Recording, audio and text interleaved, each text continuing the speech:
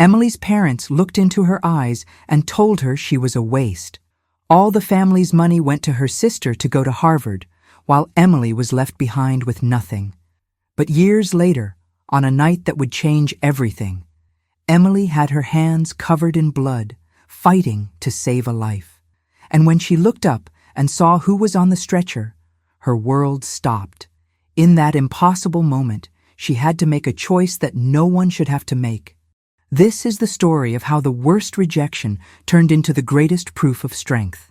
Emily was 17 years old when her parents destroyed her life with a single sentence. It wasn't an accident. It wasn't a misunderstanding. It was a deliberate, cold, and cruel choice that changed everything. That night, around the dinner table, Emily's parents decided the future of their two daughters. All the money the family had saved for years would be invested in just one of them. The older sister, Victoria, would go to Harvard, and Emily wasn't worth the investment. What happens when the people who should love you more than anything look into your eyes and tell you that you're a waste? What happens when you realize you were never the favorite daughter, and that in fact, you weren't even close? Most people fall apart. Most people give up. Most people carry that wound forever. But Emily wasn't like most people. She didn't know that yet. It would take years of pain, brutal work, sleepless nights, and hopeless days for her to discover the truth about herself. And when she finally discovered it, it was in the most unexpected way possible. This is the story of a young woman rejected by her own family who transformed into something no one expected. It's about discovering that your value never depended on anyone's approval. It's about the moment when everything you suffered finally makes sense, and it all started with that devastating sentence around the dinner table. Before we continue, tell us, what city and country are you watching us from? Leave it in the comments. We love knowing where our viewers are from. Emily was nervous all day long. Her hands would sweat every time she thought about the conversation she would have with her parents that night. She had been accepted into 3 different universities for the nursing program. 3. And at one of them, she had gotten a partial scholarship. She spent the day imagining what her parents' reaction would be. Maybe they would be proud. Maybe her mother, Patricia, would finally smile at her the way she smiled at Victoria. Maybe her father, Robert, would say something positive for the first time in years. Emily helped set the table for dinner with special care. She folded the napkins perfectly. She placed the plates in the right order. She wanted everything to be perfect. Victoria arrived from Boston that weekend. She had finished college a few months earlier and was living with her parents while preparing for graduate school interviews. When everyone sat down, Emily took a deep breath. Her heart was beating so hard, she thought everyone could hear it. But before she could say anything, Robert cleared his throat. It was the signal that he had something important to announce. "We have incredible news," Robert said, looking at Victoria with a smile that Emily rarely saw directed at her. Victoria was accepted to Harvard, in the master's program in comparative literature. The table erupted in celebration. Patricia stood up and hugged Victoria with tears in her eyes. Robert was clapping, beaming. Emily forced a smile and joined in the congratulations, even though she felt a tightness in her chest. "And there's more," Robert continued, picking up his fork and knife to start eating. "We've decided that all the family's education fund will be used to pay for Harvard. It's a unique opportunity, an investment in the future." Emily felt the blood freeze in her veins. The education fund. The money their parents had saved for years, since she and Victoria were little. The money that was for both of them. But what about my program? Emily's voice came out lower than she intended. Robert stopped cutting his meat and looked at her as if he had forgotten she was there. "Your program? Nursing. I was accepted into 3 universities. I even got a partial scholarship at one of them." Emily tried to keep her voice steady, but it was shaking. Patricia sighed, that kind of sigh that said a lot without needing words. "Emily, dear, we need to be realistic here." "Realistic," Emily repeated, feeling her throat tighten. "Harvard is Harvard," Robert said, going back to cutting his meat as if the matter was already settled. "It's an investment that's worth it. Victoria has always been brilliant. She'll go far. She'll do something important. And I won't. The words came out before Emily could hold them back. Robert placed his utensils on the plate with more force than necessary. The sound of metal against porcelain echoed through the dining room. He looked at Emily with an expression she would never forget. Cold, hard, final. Emily, let's be honest. You've always been a waste. The silence that followed was so heavy that Emily felt difficulty breathing. She looked at her mother, hoping that Patricia would say something, defend her, disagree. But Patricia just looked at her plate, moving the food around without eating. Victoria is our investment that's worth it, Robert continued. She has potential. She has a future. Nursing? He almost laughed. You're going to spend your life cleaning up strangers. Waste. Is that what you want? Because we're not going to spend the money we saved with so much effort on something so common. Emily felt the tears burn in her eyes, but she refused to let them fall there, in front of them. She looked at Victoria, her sister, hoping she would say something, anything. But Victoria remained silent, cutting her meat, accepting everything without a single word of protest. But I got a partial scholarship. Emily tried one more time, her voice now loaded with desperation. I just need help with the rest. I can work, I can… No. The word came out of Robert's mouth with absolute finality. The money goes to Victoria, period. If you want to go to college, you'll have to find your own way. We've already decided. Emily looked around the table. Her father was eating calmly, as if he hadn't just destroyed his own daughter's dreams. Her mother avoided her gaze, moving food from one side to the other on her plate. And Victoria. Victoria finally looked at her, and for a brief moment, Emily saw something like guilt in her sister's eyes. But then Victoria looked away and continued eating. Emily stood up from the table. Her legs were shaking, but she wasn't going to fall apart there. She wasn't going to give them that satisfaction. Excuse me, she murmured, leaving the dining room.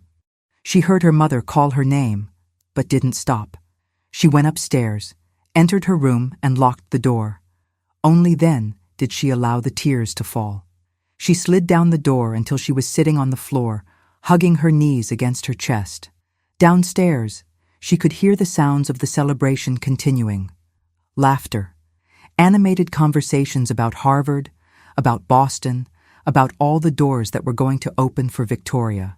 And there, alone in her room, Emily understood something that would change everything. She had never been loved the same way, had never been the priority, had never been enough. And now, at 17 years old, with 3 acceptance letters from universities stored in her desk drawer, she realized she never would be. They had chosen, and she wasn't the choice. Emily wiped the tears with her shirt sleeve. Her chest hurt, as if someone had stuck a knife right in the center and twisted it. But along with the pain, something else started to grow. Something she couldn't name yet. It wasn't anger. It wasn't hatred. It was something deeper, more dangerous. It was determination. If they thought she was a waste, if they thought she wasn't worth the investment, then she was going to prove them wrong. Not for them, but for herself. Emily got up from the floor. She took the 3 acceptance letters and spread them on the bed. She read each one again, this time not with hope of sharing the joy with her parents, but with the certainty that she was going to make this happen on her own. That night, while the family celebrated Victoria's bright future downstairs, Emily started charting her own path, a path she would have to build with her own hands, without help, without support, without love. And she had no idea how difficult that path would be. Now I want to know from you, have you ever felt rejected by someone who should have supported you? How did you deal with it? Leave it in the comments. I want to know your story. And if you're enjoying this story, don't forget to leave your like on the video, subscribe to the channel, and turn on the notification bell so you don't miss any of our emotional stories. Let's continue this journey together. Emily didn't sleep that night. She stayed awake staring at the ceiling of her room, her father's words echoing in her mind like a scratched record. Waste, waste, waste. But that wasn't news, was it? Deep down, she had always known, always felt it. The difference was that now it had been said out loud, without beating around the bush, without the false kindness that sometimes disguised the truth. Emily remembered when she was 8 years old. She had won first place at the school science fair. She spent weeks building a volcano that actually worked, mixing vinegar and baking soda, explaining the chemical reaction to anyone who wanted to listen. She was so proud when she put the blue ribbon on the project.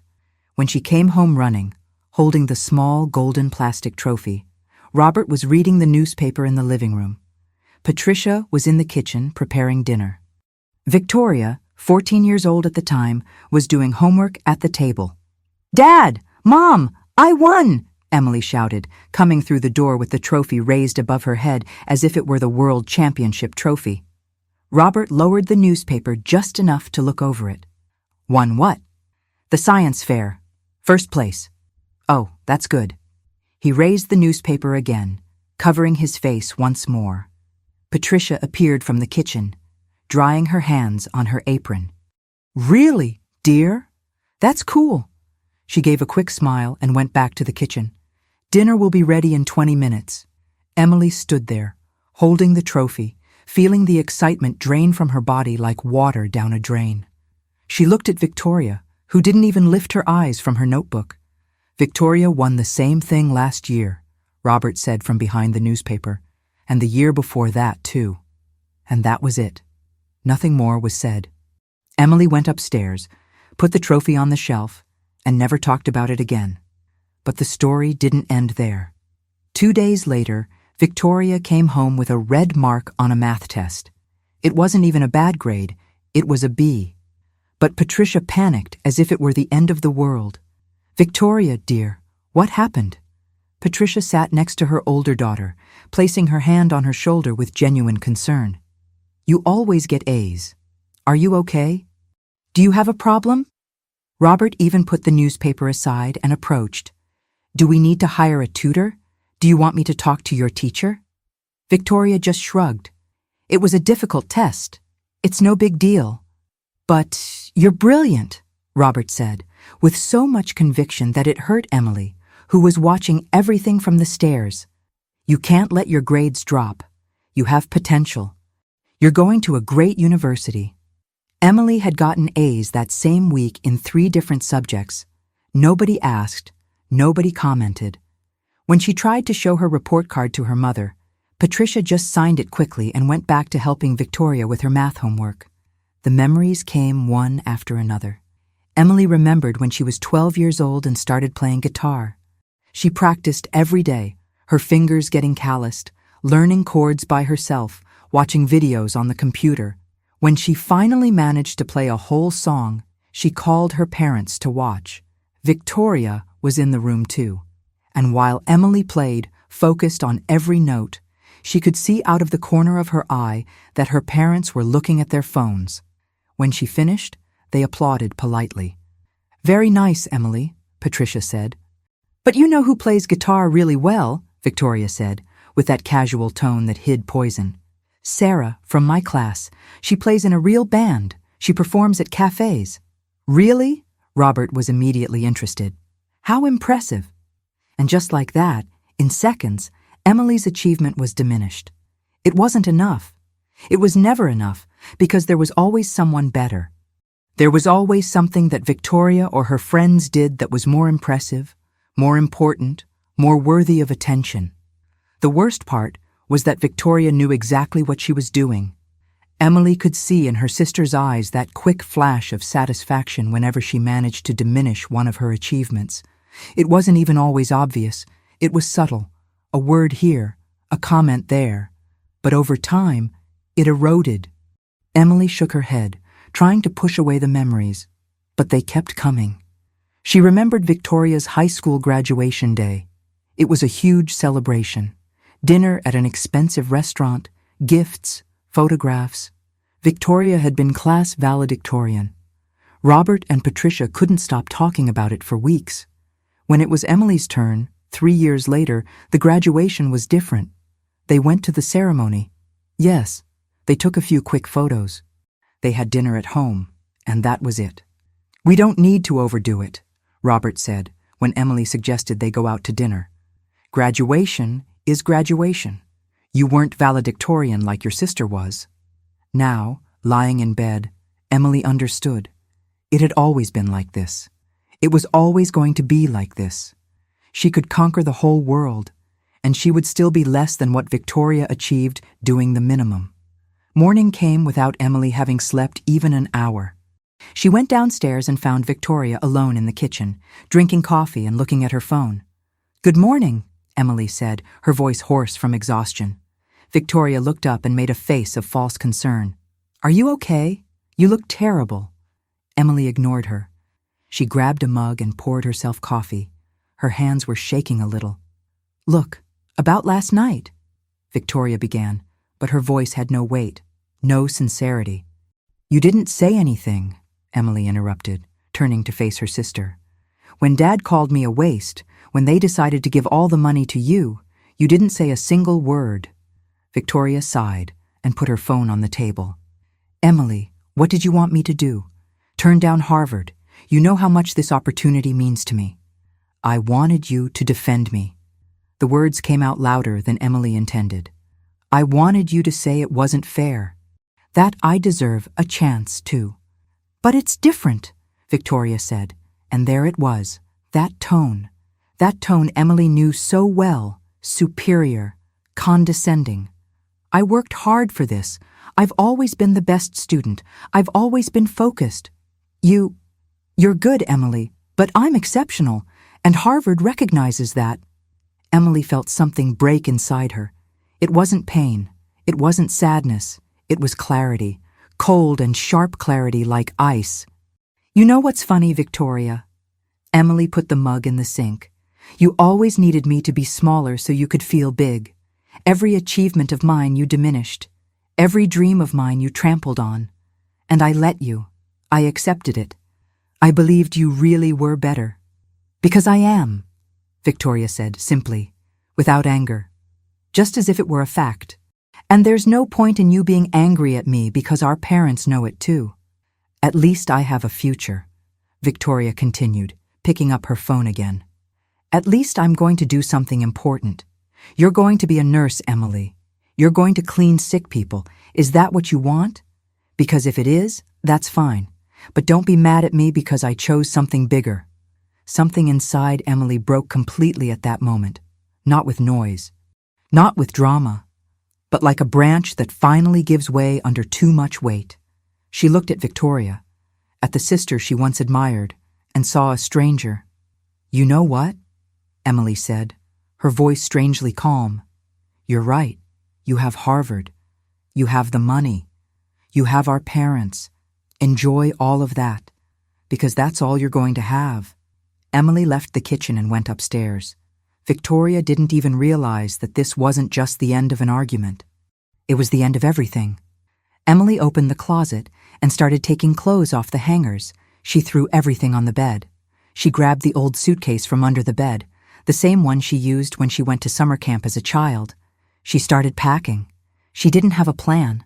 She didn't know exactly where she was going, but she knew she couldn't stay there one more day.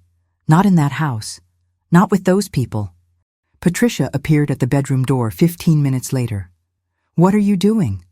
"Leaving," Emily answered, without stopping folding clothes. "Leaving. Leaving to where?" "Anywhere that's not here." Patricia entered the room, closing the door behind her. "Emily, don't be dramatic. You're upset. I understand, but—" "Upset?" Emily stopped and looked at her mother. "Mom, did you hear me last night? You heard Dad call me a waste and you said nothing. You agreed. You always agreed." "It's not like that," Patricia tried, but the words came out weak. "It's exactly like that." Emily went back to packing. "And that's fine. You made your choice. Now I'm making mine." "And where are you going to go?" Patricia crossed her arms. "You're 17 years old. You don't have money. You don't have anything."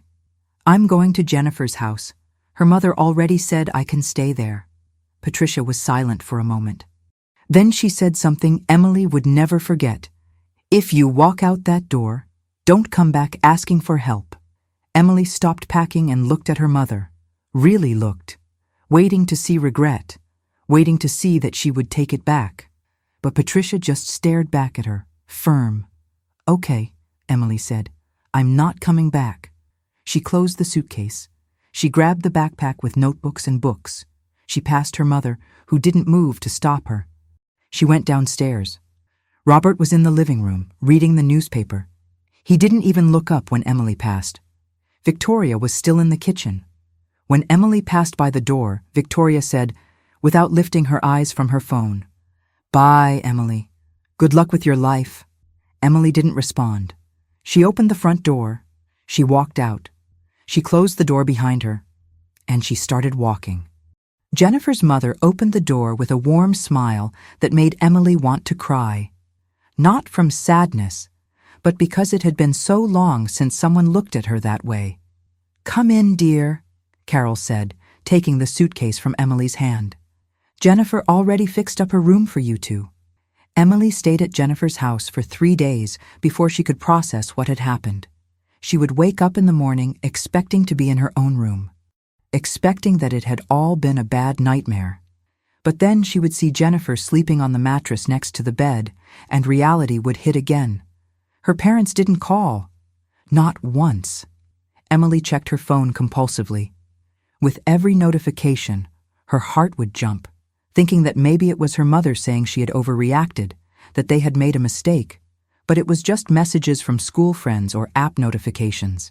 On the 3rd day, Jennifer sat on the bed next to her. "You need to make a plan." Emily looked at her friend. "A plan." "Yes, you can't stay here forever. My mom loves you. But," Jennifer paused, "you need to think about what comes next." Emily knew Jennifer was right. She grabbed the 3 acceptance letters from the universities that she had brought with her. She read each one again. One was in another city, very expensive, impossible without help. The second was good, but also too expensive. The third was local, had offered a partial scholarship, but still needed money to cover the rest. "I'm going to make it work," Emily said, more to herself than to Jennifer. "Somehow, I'm going to make it work." In the following days, Emily moved with a determination she didn't even know she had. First, she went to the university that had offered the partial scholarship. She talked to the financial aid department. She filled out forms. She found out about student loans. They were scary. She would have to pay for years, but it was possible. Then, she started looking for a job. She walked around the mall, going into every store, leaving her resume. Most didn't even look at her. But on the 5th day, a manager at a clothing store looked at the paper Emily had handed her and said, "Can you start on Monday?" Emily almost fell to her knees right there. "Yes. Yes, I can. 9 to 5 shift, Monday through Saturday." Emily did the math mentally. The nursing program she had chosen was at night, perfect for those who worked during the day. Classes started at 6 in the evening and went until 10 at night, 3 times a week. She could do it. It was going to be hard, but she could do it. 2 weeks after leaving home, Emily signed the student loan contract, formally accepted the spot at the university, and started working at the store. Carol, Jennifer's mother, said Emily could stay there for a few months until she saved money to share an apartment with other people. "I'm going to pay," Emily said, determined. "For food, for staying, for everything."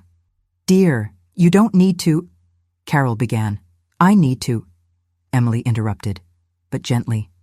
I need to do this my way." And that's what she did. Emily worked at the store from 9 to 5. She would come home tired, take a quick shower, eat something on the go, and go to college. She would get home around midnight. She would study until 1 or 2 in the morning. She would sleep 4 or 5 hours.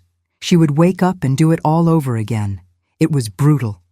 Some days, Emily was so tired she could barely keep her eyes open during classes. But she didn't give up. She couldn't, because giving up meant her parents were right about her. The worst part of it all wasn't the exhaustion, it was the silence. 3 weeks passed, then a month, then 2, and nothing. No calls, no messages. It was as if Emily had simply ceased to exist for the family. Jennifer showed Emily Victoria's Instagram one night. Emily didn't want to see it, but part of her needed to. There was Victoria, smiling in front of Harvard's iconic buildings. The caption said, "Starting this new journey with the support of my incredible family." There were photos of her parents visiting the campus, Patricia hugging Victoria, Robert with his arm around his older daughter's shoulders, proud. And there were comments, dozens of them, people congratulating her, saying how lucky Victoria was to have such dedicated parents. Emily scrolled through the photos. In all of them, Victoria tagged her parents. In all of them, there was some mention of family, support, love, but Emily wasn't in any of them, not even mentioned. It was as if she had never existed.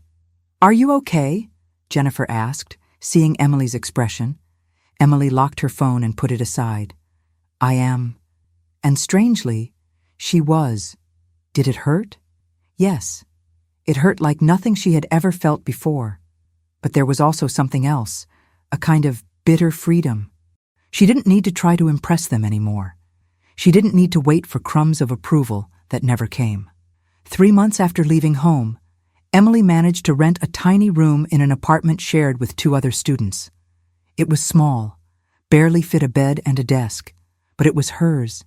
She paid the first month's rent with her own money and felt something she had never felt before.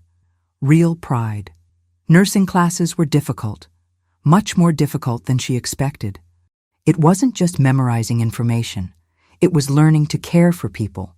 It was learning anatomy, physiology, pharmacology, all at the same time. Emily studied on the bus on the way to work. She studied during lunch break. She studied in the early morning when the apartment was quiet. Some days were almost impossible. There was a week when Emily had 2 important exams and was on extra shift at the store because someone had gotten sick. She slept 3 hours a night for 5 days straight. On the 6th day, she fainted in class. She woke up in the college infirmary with one of the professors looking at her with concern. "When was the last time you ate properly?" the professor asked. Emily tried to remember. She couldn't. "When did you sleep a full night?" Emily didn't answer. The professor sighed. "You're killing yourself.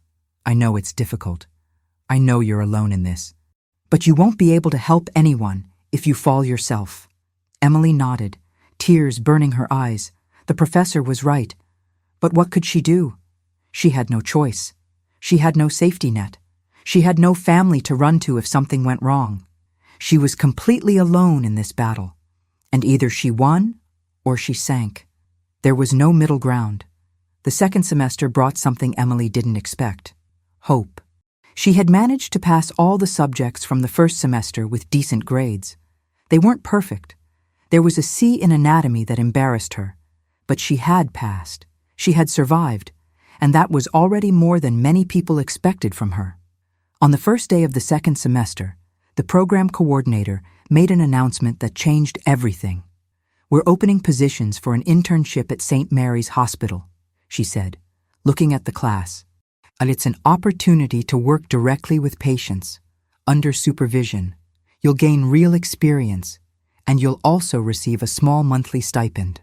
Emily sat up straighter in her chair. Stipend, money, and experience. She needed that. 20 students applied. Only 5 would be chosen.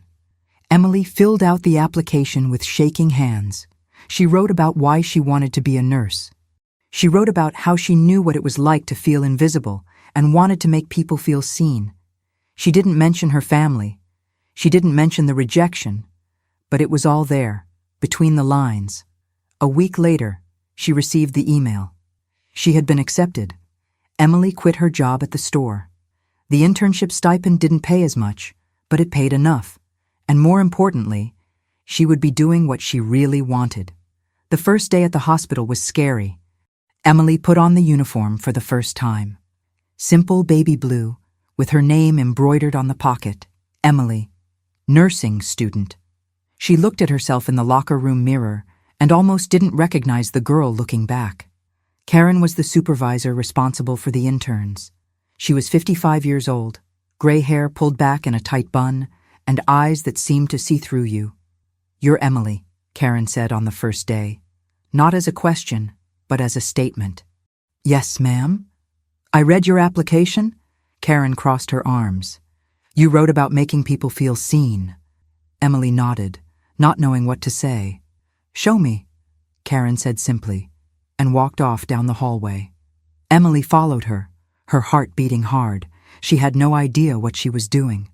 The first few weeks were a confusion of learning medication names, understanding equipment, memorizing protocols. She made mistakes. She almost gave the wrong medication to a patient. She forgot to check another patient's vital signs. Karen corrected her each time, firm but not cruel. Mistakes happen, Karen said once, but not twice. You learn and move forward. Emily worked 6-hour shifts, 3 times a week. Then she went to night classes. On the other days, she studied. It was exhausting, but it was different from the exhaustion at the store. Here, she was doing something that mattered. It was at the end of the first month that Emily met Helen. Helen was 82 years old and was hospitalized for pneumonia.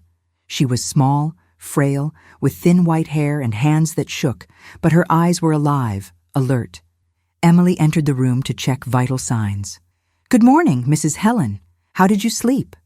Terrible, Helen answered, but she was smiling. This bed is uncomfortable, and the man in the room next door snores so loud I can hear it through the wall. Emily laughed while placing the thermometer. I'm sorry about that. Don't be sorry. It's not your fault. Helen studied Emily's face.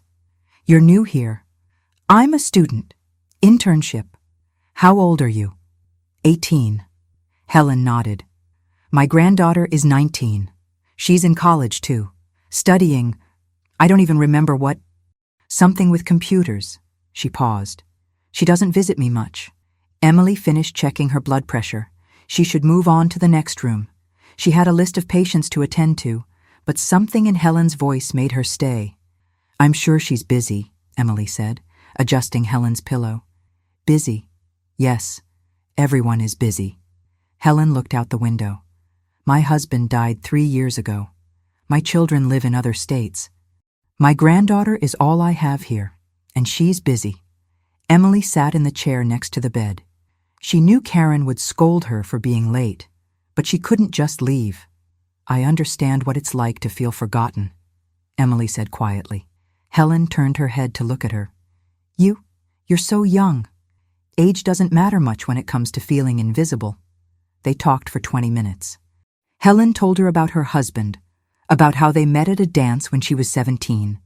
She told her about her children, about the life she built, and Emily just listened. When she finally left the room, Karen was waiting in the hallway, arms crossed.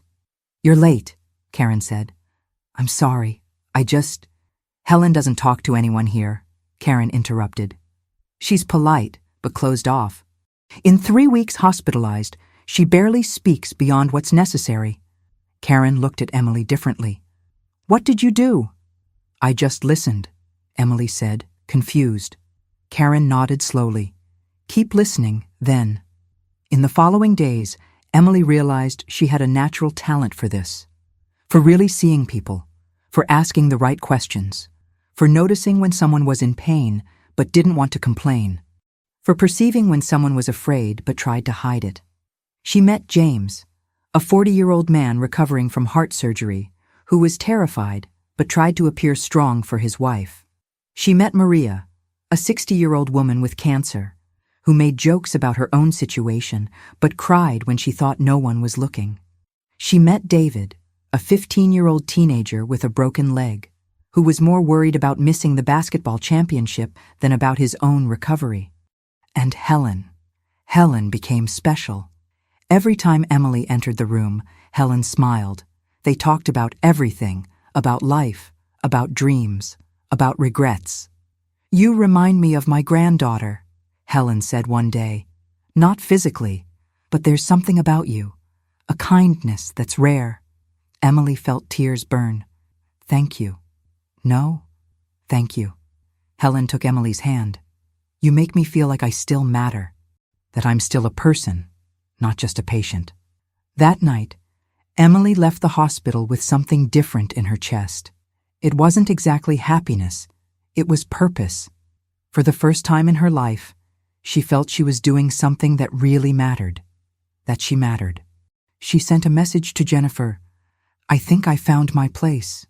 Jennifer responded seconds later, "I always knew you would."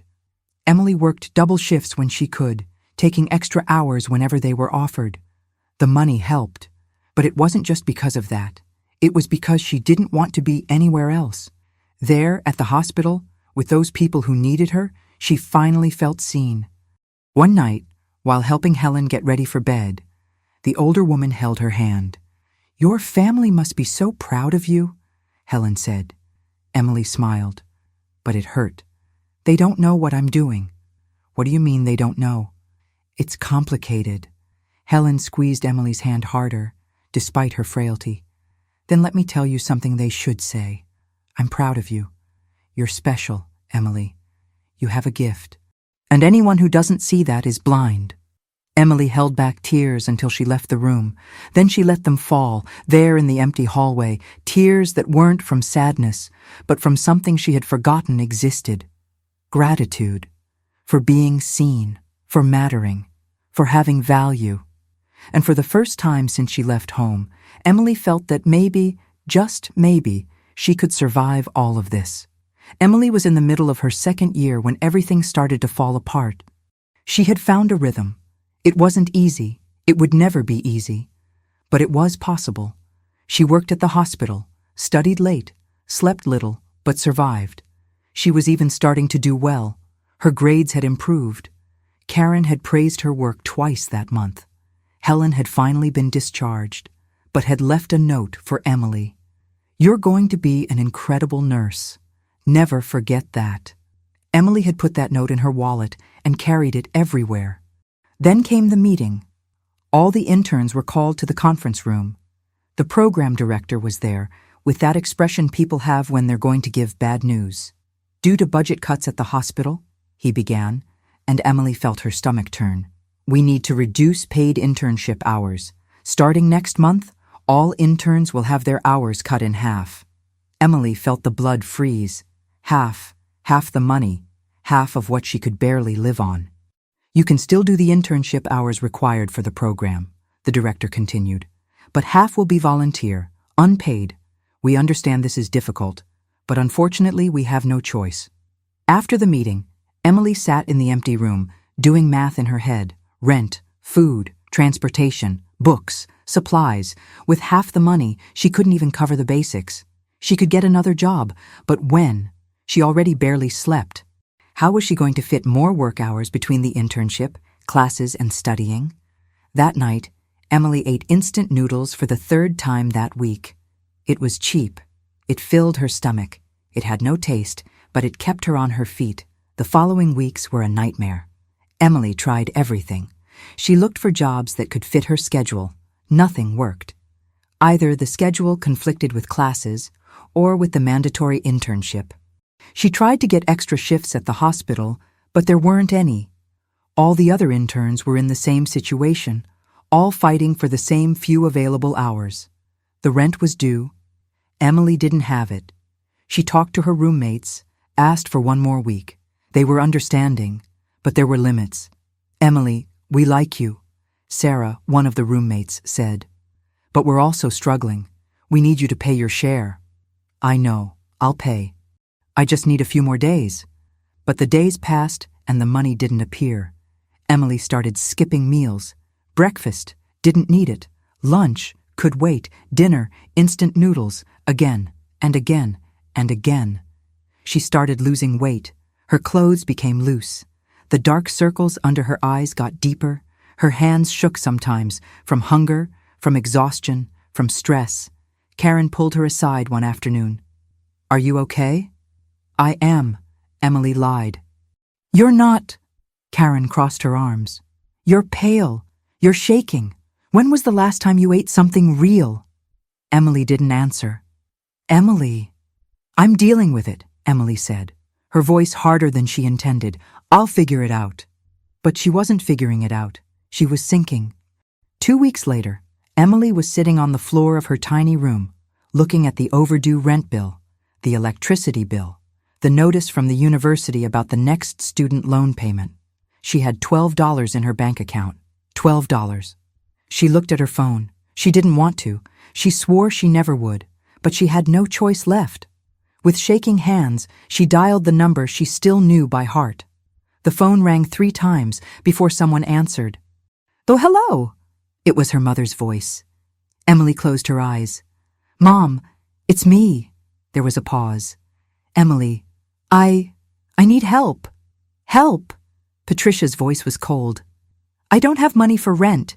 I lost half my internship hours and I tried everything, but there's no other job that fits my schedule and I don't know what else to do, and I just need a little help just this once until I—" "Emily," Patricia interrupted her. "Stop." Emily stopped, holding the phone tight. "We warned you," Patricia said. "We warned you that you weren't capable, that you weren't going to make it, but you didn't want to listen. Mom, please. Maybe it's time to accept your limitations and give up on this nurse fantasy." Patricia's voice was almost casual, as if she were commenting on the weather. "You can come back home, get a normal job, something simple, something within your reach." Emily felt something tearing inside her. It wasn't anger. It was something worse. It was the confirmation of everything she had always feared about herself. "You're not going to help me," Emily said. It wasn't a question. "We already made our decision about where to invest our money," Patricia responded. "Victoria is doing very well at Harvard, by the way. She just got a research scholarship. We're very proud." Emily hung up.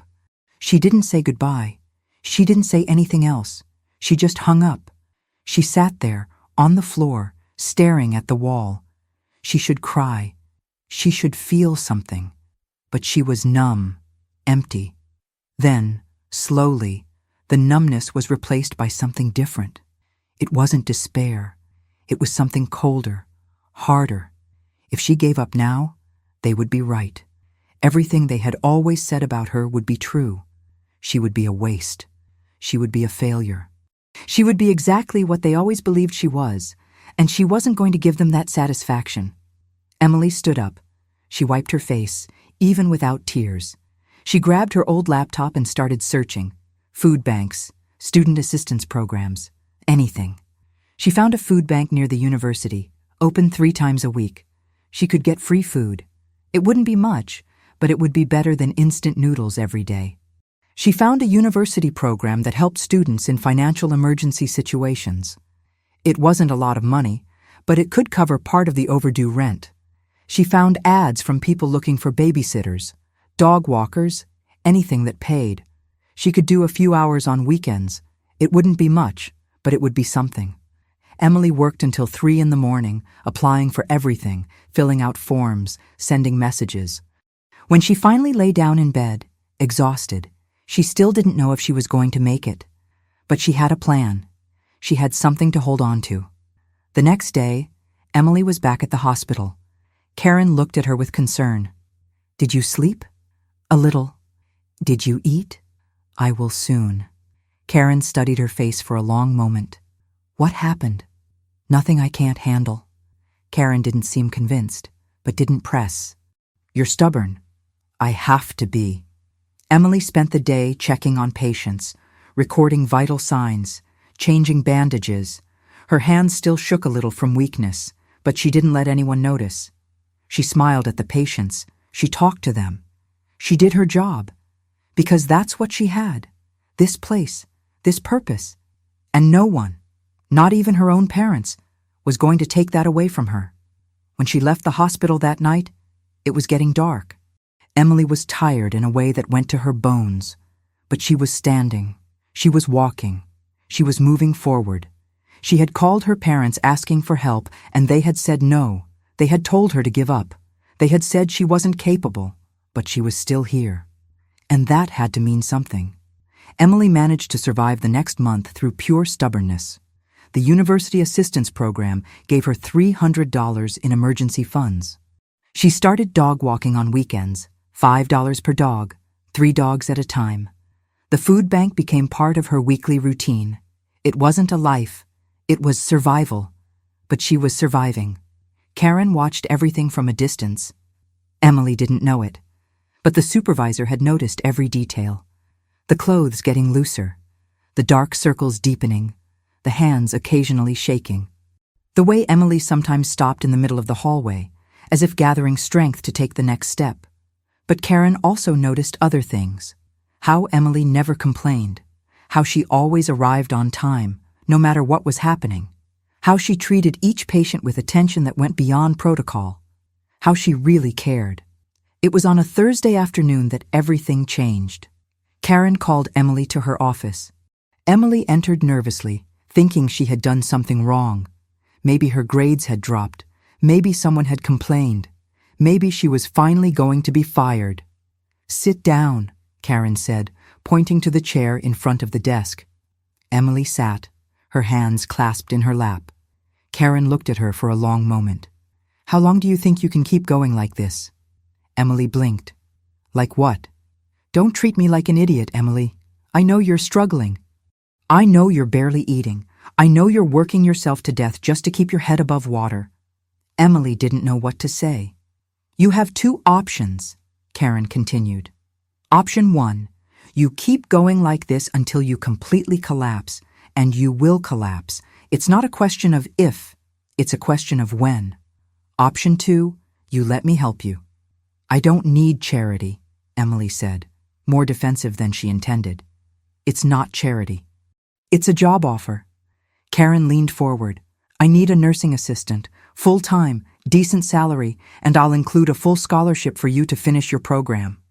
Emily was completely still. "What? You heard me? But why? Why me?" Karen sighed. "Because in 25 years working here, I've seen hundreds of interns. Most are here because the pay is good, or because their parents want them to be, or because it seems like a stable career. But you," Karen pointed at Emily, "you're here because you were born for this. You care in a way that can't be taught, and I'm not going to sit here watching you destroy yourself when I can do something about it." Emily felt tears burn, but held them back. "I don't know what to say." "Say yes." "Yes." The word came out as a whisper. "Yes, I accept." Karen nodded. "You start Monday. I'll give you all the details later. Now get out of here and go rest, for God's sake. You look like you're about to fall over at any moment." Emily stood up, still in shock. At the door, she stopped and turned around. "Karen, thank you." "Don't thank me. Prove to me I made the right choice." And that's exactly what Emily did. In the following weeks, she flourished in a way even she didn't expect. With the financial worry eased, she could finally focus on what really mattered. Learning, growing, becoming the nurse she wanted to be. She now worked as an official nursing assistant, not just an intern. She had more responsibilities, more authority, and she loved every second of it. Karen trained her personally. She was tough, never made it easy, but Emily learned fast how to insert a catheter perfectly, how to recognize signs of complications before they became serious, how to talk to families in moments of crisis, how to stay calm when everything around was falling apart. "Nursing isn't just about knowing techniques," Karen said once. "It's about being the calmest person in the room when everyone else is panicking." Emily absorbed everything like a sponge. She studied late, but now it wasn't out of desperation. It was because she wanted to, because she loved it. It was 3 months after starting as an assistant that it happened. It was a Tuesday afternoon. It should have been a quiet day. Emily was checking a patient's vital signs when she heard the alarm, a sharp, urgent sound that made the blood freeze. She dropped everything and ran to the hallway. Other nurses were running too. The alarm was coming from room 304. Emily reached the room at the same time as Karen. Inside, a man about 60 years old was having cardiac arrest. His wife was screaming in the corner. "Emily, you stay," Karen said, already starting chest compressions on the patient. "You, go out and call the code," she shouted to another nurse. Emily didn't think. Her training took over. She grabbed the defibrillator, prepared the pads. Her hands weren't shaking. Her voice was steady. "Ready," she said. "Clear," Karen responded, stepping back. Emily applied the shock. The man's body jerked. Nothing. Karen went back to compressions. Again. Karen said. Emily prepared. Clearing. Another shock. Still nothing. The line on the monitor remained flat. Emily looked at Karen, who continued compressions, sweat already appearing on her forehead. The medical team came running, but it was on the third shock, applied by Emily, that the man's heart started beating again. The monitor beeped. Once, twice, an irregular rhythm, but it was there. He was alive. The medical team took over, stabilizing the patient. Karen and Emily were pushed into the hallway. Emily was shaking now, adrenaline still running through her body. "You did well," Karen said, placing her hand on Emily's shoulder. "You saved his life." Emily looked at her own hands, hands that had been steady minutes ago, hands that had applied the shocks that brought a man back, hands that saved a life. "I saved him," Emily whispered, still processing. "Yes, you saved him." Emily started crying right there in the hallway, not from sadness, not from fear, but from something she had never felt before, absolute purpose, complete certainty. She was born for this. It wasn't a fantasy. It wasn't an impossible dream. It was real. It was hers. It was who she was. That night, Emily went home and looked at herself in the mirror. She was 20 years old now. She looked older. She had lines around her eyes that weren't there before. She had a small scar on her hand from an equipment accident. She had muscles in her arms from carrying so many patients. She wasn't that 17-year-old girl who had left home crying anymore. She was someone else, stronger, firmer, more complete. But there was still something missing, a wound that didn't heal, a pain that didn't pass. Emily grabbed her phone and opened Instagram. She hadn't looked at Victoria's profile in months, but now, with the victory of the day still warm in her chest, she looked. Victoria had posted a photo 2 weeks ago, her with their parents, at some fancy restaurant in Boston. The caption, "Celebrating another semester completed with the best family in the world." Emily looked at the photo. Patricia smiling, Robert with his arm around Victoria. Everyone happy, everyone together. And Emily there, alone in a tiny apartment, with hands that shook not from fear, but from having saved a life that day. The wound was still there. It still hurt. Maybe it would always hurt, because no matter how many lives she saved, how many people she helped, how much she grew, she was still the daughter who wasn't chosen, still the daughter who wasn't enough. And that truth, Emily was beginning to realize, might never change. Emily was in the middle of her final year of nursing when she received the first message from Victoria in 3 years. It was a Tuesday morning.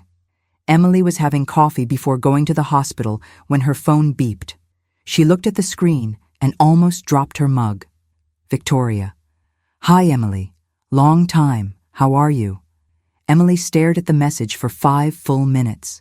Long time. As if it were just a casual lapse in communication. As if Victoria hadn't witnessed Emily being destroyed by their parents and hadn't said a word. As if 3 years of complete silence could be erased with a long time. Emily didn't respond. She locked her phone and went to work. But the messages kept coming. "Victoria, are you ignoring me?" Victoria.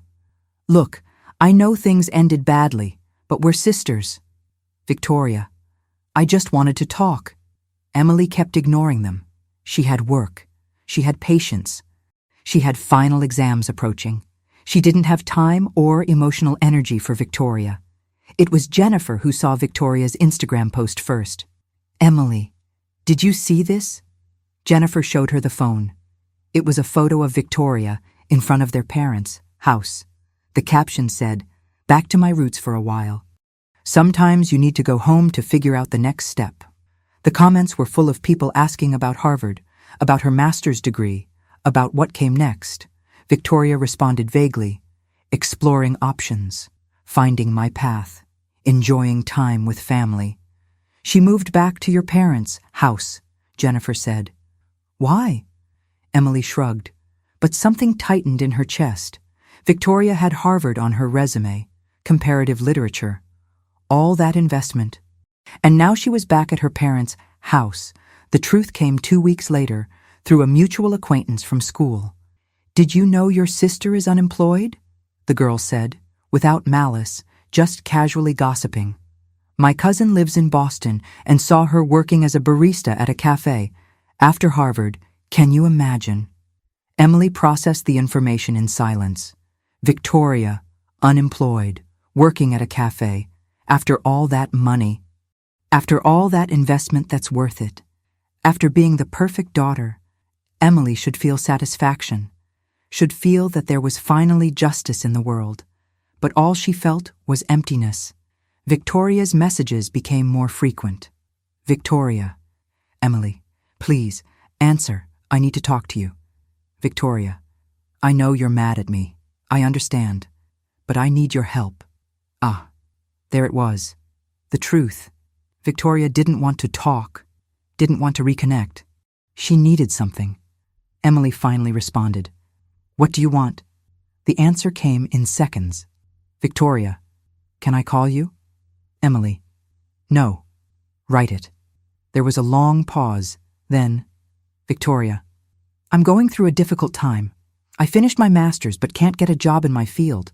I'm doing some freelance editing, but it barely pays anything. I had to move back home, and I need a loan." Emily read the message 3 times. A loan. Victoria wanted money. From her. "Emily, you're asking me for money?" Victoria, "It's just until I get organized. Just about $500. I'll pay you back, I promise." Emily almost laughed. $500. Victoria, who had everything paid for by their parents, who went to Harvard, who was always the golden child, was asking her for money. Emily, the waste daughter, Emily. "No." Victoria, "Emily, please. I really need it." Emily, "Ask our parents." Victoria, "They don't have it. They spent everything on Harvard and now their retirement is tight." So that was it. All that investment, all that money, spent. And for what? For Victoria to end up back at her parents' house, unemployed, asking to borrow money from the sister she had helped humiliate. Emily, "Not my problem." Victoria, "You're my sister." Emily, "Sister? Do you remember when Dad called me a waste and you said nothing? Do you remember when they gave all the money to you and you accepted it without hesitation? Do you remember when I left home and you didn't even ask if I was okay? Now you want to be a sister."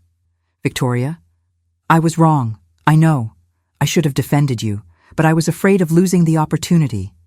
Emily, "And you lost it anyway. Harvard didn't guarantee you anything, did it?" Victoria, "That's cruel." Emily, "Cruel was what you did to me. Good luck with your life, Victoria." Emily blocked the number. She should feel victorious, should feel like she had won somehow. But she didn't feel any of that. She just felt tired. Tired of carrying all that pain. Tired of still caring. Meanwhile, Emily's life continued in a completely opposite direction. She was about to graduate.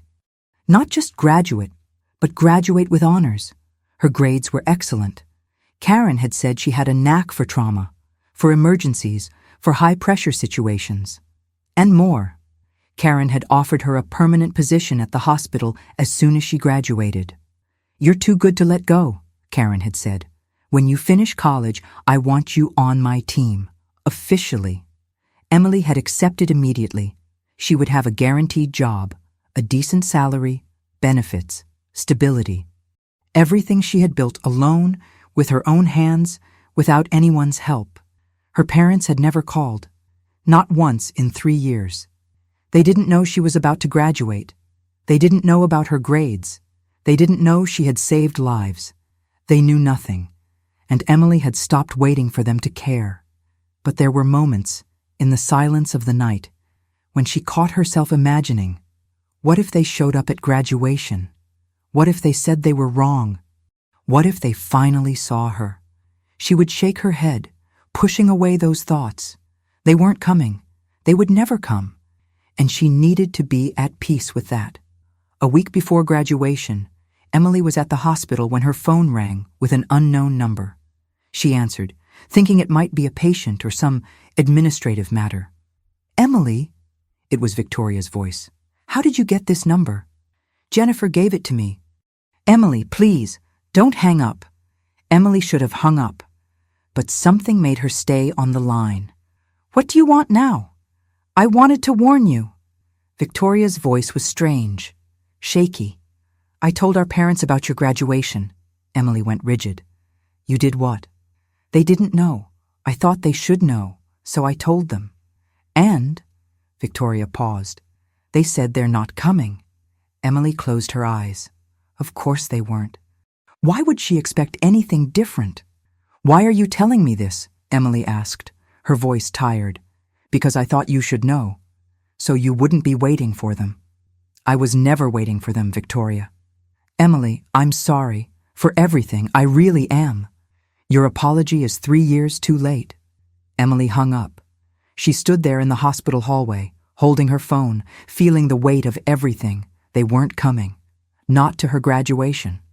Not on the day she would finally achieve what she had fought so hard for. But you know what? Emily was okay. Not perfectly okay. Not completely healed. But okay enough to move forward. Because she had built a life, a good life, a life worth living. And she had done it alone. And that had to be enough.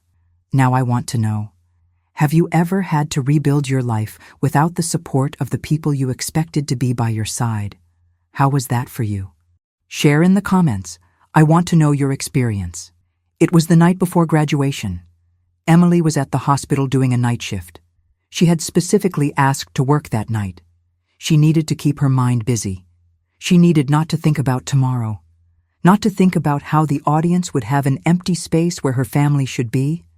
It was 11:40 at night. The hospital was relatively calm. Emily was updating charts when she heard the sound that makes every healthcare professional freeze. Sirens, multiple sirens, coming fast. Seconds later, the radio crackled. "Serious car accident on Highway 95. Multiple victims. 5 minutes." The emergency room exploded into activity. Karen shouted orders. Nurses ran to prepare rooms. Doctors came running from other wings. Emily felt the adrenaline take over. She had trained for this. She had studied for this. But she had never seen a multiple victim accident in real life. The emergency doors burst open. Paramedics entered pushing stretchers. Blood, so much blood. Glass in the victims, hair, torn clothes. Female, approximately 30 years old, severe head trauma, driving under the influence, no seatbelt. The paramedic shouted as they passed through the door. Emily ran to help, but when she looked at the woman's face on the stretcher, the world stopped. Victoria. It was Victoria, her face covered in blood, her blonde hair dirty with blood, her eyes closed, a deep cut on her forehead, her arm at a strange angle, clearly broken. Emily couldn't move, couldn't breathe, couldn't process what she was seeing. "Emily! Emily!" Karen's voice cut through the shock. "We need her now!" Emily's legs moved before her brain processed the command. She ran alongside the stretcher, her hands already reaching to check Victoria's pulse. Weak. Very weak. "Blood pressure dropping," someone shouted. "Probable internal bleeding," another doctor said. They took her to the trauma room. Emily was there.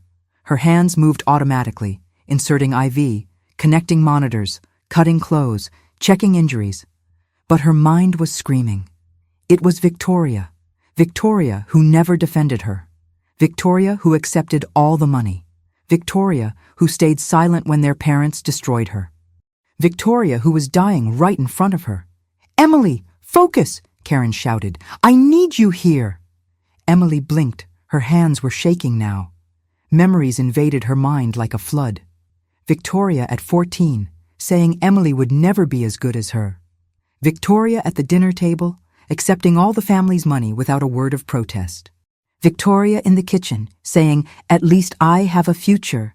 Victoria asking to borrow money after wasting everything their parents gave her. "Losing pulse," someone shouted. The monitor started beeping. The line was going flat.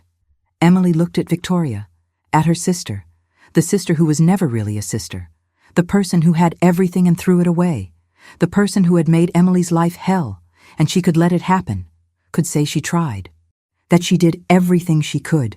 That sometimes people just don't survive. But then Emily looked at her own hands. Hands that had saved lives.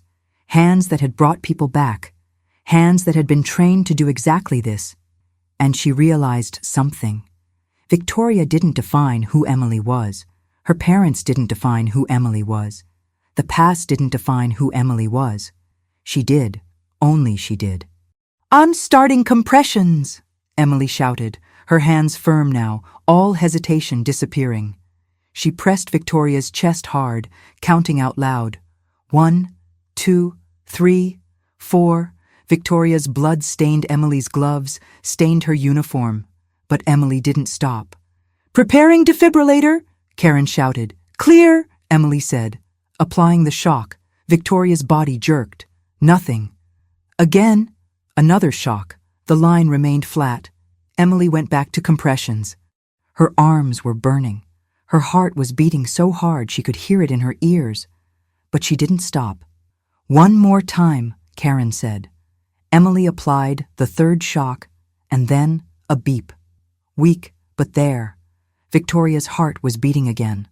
The medical team took Victoria to surgery.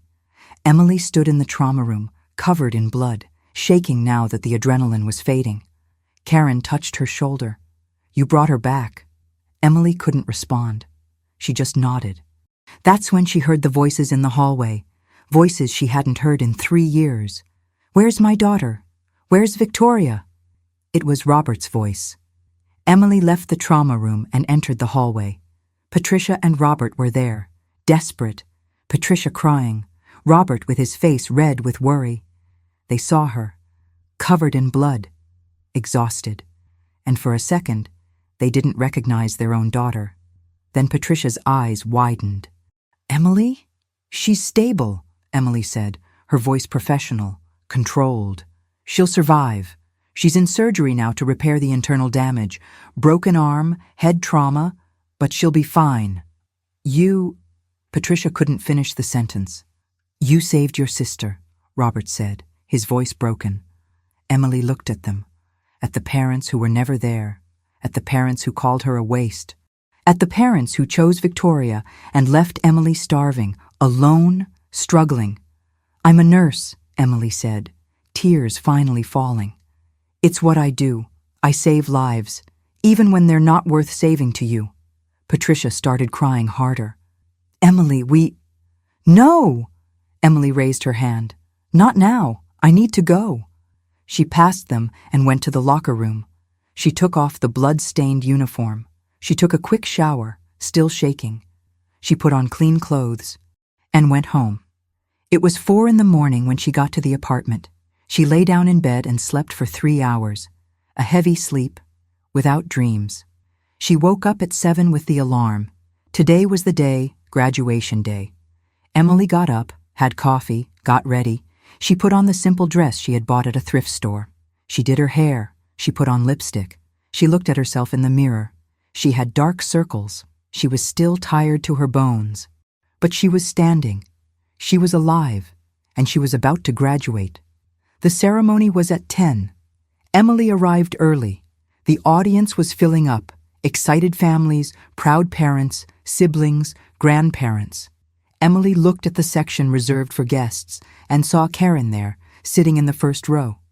Next to her were some colleagues from the hospital, Sarah, one of her roommates, Jennifer, and her mother Carol. There weren't many, but they were hers. People who chose to be there, people who saw her, people who cared. The seats where her parents should have been remained empty. And for the first time, Emily looked at those empty seats and didn't feel pain. When her name was called, she went up on stage. She received her diploma with honors. And then the dean announced, "Emily is also our valedictorian, best student of the class." Emily's small audience erupted in applause. Karen was standing, clapping hard. Jennifer was crying. Emily held the diploma and the award. She looked at the audience, at the empty seats, and then at the people who were there. And she realized something that changed everything. She didn't need their approval to be complete. She never did. She had proven everything she needed to prove. To herself. 5 days after graduation, Emily was at the hospital when she received a message. Victoria was awake and was asking to talk to her. Emily stood still with the paper in her hand, looking at the words. She could ignore it, could simply not go. She owed Victoria nothing, but something pulled her in that direction anyway. Victoria was in a private room on the 3rd floor, her arm in a cast, bandages on her head, her face still swollen and bruised. She looked small in the hospital bed, fragile in a way Emily had never seen before. When Victoria saw her enter, her eyes filled with tears. "You came," Victoria said, her voice weak. Emily stayed near the door. "You asked to talk to me. I wasn't sure if you would come." Victoria tried to sit up better, but grimaced in pain. "The doctors told me. They told me you saved me, that I was almost dead and you brought me back." Emily said nothing. "Why?" Victoria asked, tears falling now. "After everything I did, after how I treated you. Why did you save me?" "Because it's my job." "It's not just that." Victoria shook her head. "You could have let it happen. No one would have blamed you. But you didn't." Emily crossed her arms. "What do you want, Victoria?" Victoria took a deep breath, as if preparing for something difficult. "I want to apologize. For real. Not because I want something from you. Not because I need money or help. But because I need you to know that I was wrong. About everything." Emily remained silent, waiting. "I was always jealous of you," Victoria continued, her voice breaking. "I know it sounds impossible. I was the favorite daughter. I had everything. But you had something I never had. You had strength, real strength. You didn't need anyone's approval to know who you were, and I always needed it. I passed everything, got the best grades, won the awards. But it was all for them. To see the pride in Dad's eyes. To hear Mom praise me. I didn't do anything for myself. Everything was to prove I deserved their love." Victoria wiped her tears with the hand that wasn't in a cast. "And then you left. You just walked away. And I was angry because you had the courage to do what I never could. You gave up their approval and built your own life. And I stayed trapped, trying to be perfect for them forever." "Harvard meant nothing," Victoria said, her voice bitter. "I studied comparative literature because I thought it sounded impressive. Not because I loved it. I don't love anything, Emily. I have no purpose. I have no passion. I have an expensive degree and an empty life." Emily felt something soften inside her, but not completely. "You had 3 years to say this. I know. I was too much of a coward. I was ashamed. And also," Victoria hesitated, "I was also afraid you wouldn't forgive me. And you don't have to forgive me. I don't deserve it, but I needed you to know. I saved you because it was the right thing to do," Emily said calmly. "Not because I forgave you, not because I forgot, but because I'm not like you. I don't decide who deserves to be saved based on how they treated me." Victoria nodded, more tears falling. "You're better than all of us." The room door opened. Patricia and Robert entered, stopping when they saw Emily. Emily," Patricia said, her voice cautious. "We need to talk." "We don't need to," Emily responded. "Please," Robert said. And for the first time, he looked old, tired. "Let us say what needs to be said." Emily looked at them, at the parents who destroyed her, and she realized they seemed smaller now. They weren't the frightening giants from memory. They were just people, flawed people, people who made terrible mistakes. "We were wrong," Patricia said. "About everything, about you, about the choices we made. We thought we were doing the best. We thought Victoria had more potential, and we were completely wrong." "You became something incredible," Robert said, "and you did it alone, without our help, despite us." Emily felt the words she had waited for her whole life, but they came too late, too empty. "What do you want? For me to say it's all okay?" Emily asked. That I'll accept you back as if nothing happened." "No." Patricia shook her head. "We don't expect that. We just want a chance to try, to be in your life somehow." Emily looked at the three of them, Victoria in the hospital bed, her parents at the door, all waiting, all wanting something from her. "I don't hate you," Emily finally said. "I spent a long time hating, but that only hurt me. So I stopped. But that doesn't mean I trust you. It doesn't mean we're going to be a happy family all of a sudden. I have my own life now. I have my own path, and you're not part of it. Maybe someday you will be, but that will depend on you. On actions, not words." Patricia started crying. Robert just nodded, his eyes red. "I can accept that," Victoria said quietly. "We'll prove it," Robert said, "that we've changed, that we recognize the mistake." Emily walked toward the door. Maybe. With time. She left the room, leaving them behind. And as she walked down the hospital hallway, she realized something important. She had said what needed to be said. She had set the boundaries. She had taken control. And for the first time in her entire life, she wasn't waiting for their approval. She already had everything she needed. 2 years passed like a breath. Emily was 24 years old now, nursing supervisor at St. Mary's. Karen had retired 6 months ago and had personally recommended Emily to take over the position. "There's no one better for this," Karen had said. "You were born to lead." Emily's apartment was no longer that tiny room shared with strangers. It was a place of her own. 1 floor, separate living room and bedroom, small but functional kitchen.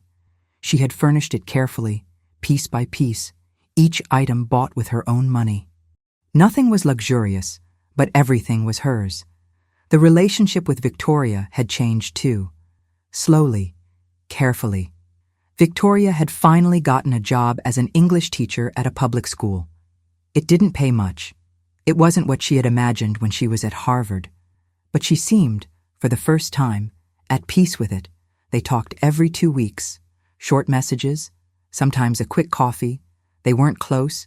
They probably never would be. But there was a mutual respect now that didn't exist before. Their parents had tried a few times to get closer. Dinner invitations that Emily politely declined. Messages asking how she was. Emily responded, but kept her distance. She had forgiven, but forgiving didn't mean forgetting. It didn't mean going back to being a family, as if nothing had happened. It was on a regular Tuesday that Emily's phone rang during lunch break. "Emily?" "It's Mom." Emily paused, her sandwich halfway. "Hi, Mom. We need to talk about something." Patricia's voice was tense. "Is everything okay?" "Not exactly." Patricia sighed. "Your father and I are having some financial difficulties." Emily closed her eyes. She knew where this was going.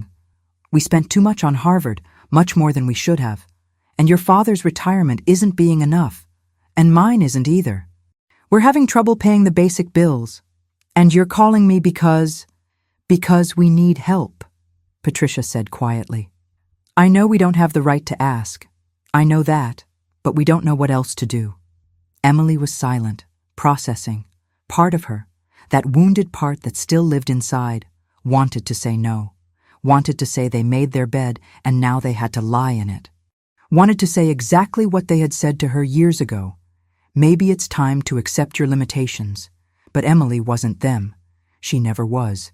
She never would be. "I'll pay your basic bills," Emily said calmly. "Electricity, water, food, nothing more. No luxuries, no extras." "Emily, thank you. I'm not doing this because you deserve it," Emily interrupted. "I'm doing this because I am not you. I take care of people, even the ones who hurt me. But let it be clear, this doesn't erase the past. This doesn't make us a happy family all of a sudden." "I understand," Patricia said, her voice broken. "Thank you." Emily hung up and sat for a moment, looking at the sandwich she no longer wanted to eat. She had done the right thing. She knew that, but it still hurt. Maybe it would always hurt. She went back to work. The rest of the day was busy, a patient with complicated post-op, a difficult family that didn't understand the diagnosis, a new intern who needed constant guidance. When night came, Emily was exhausted. But it was the good kind of tired, the tiredness of having made a difference. She was checking the vital signs of an elderly patient, Mr. Thompson, 83 years old, recovering from pneumonia. He watched her work with that way old patients have, as if they read things people tried to hide. "You're very good at this," he said when Emily finished. "Thank you, Mr. Thompson." "No, I mean it." He took her hand with his wrinkled hands. "You have a gift, girl. You really care. You can see it. Your family must be so proud of you." Emily smiled, a real smile. "I'm proud of myself, and that's enough." Mr. Thompson squeezed her hand. "That's all that matters." Emily finished her shift at 6 in the morning. The sun was rising when she left the hospital. The sky was painted pink and orange. The air was fresh, a new morning beginning. She was still in her scrubs, tired to her bones. Her feet hurt, her back hurt, but she was alive. She was walking. She was moving forward. Emily looked back at the hospital, at the place where she had found her purpose, where she had saved lives, where she had become who she was. She thought about the 17-year-old girl who had left home with an old suitcase and a broken heart.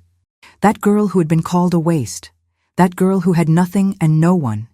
And she looked at who she was now. 24 years old, supervisor, respected, with her own apartment, with a career she loved, with purpose. She wasn't a waste.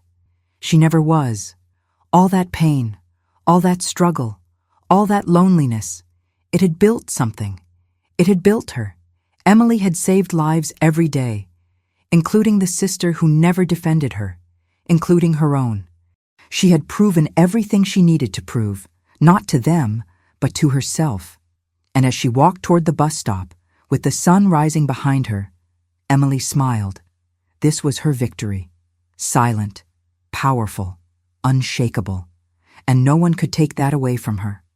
Emily's story teaches us something powerful. Your value never depends on anyone's opinion, not your parents, not your family, not anyone. You define who you are. Emily was called a waste. She was rejected.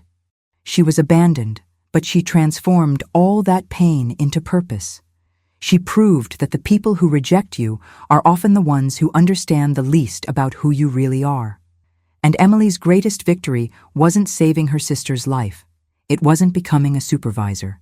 It was looking in the mirror and finally believing in herself. It was forgiving without forgetting. It was moving forward without carrying hatred. Now I want to know from you, which part of this story touched your heart the most? Have you ever had to prove your value to someone? What did you learn from it? Share in the comments. I really want to know your story. And if this story moved you in any way, leave your like on the video, subscribe to our channel, and turn on the notification bell to receive more emotional stories like this one. Your story matters too. Never forget that.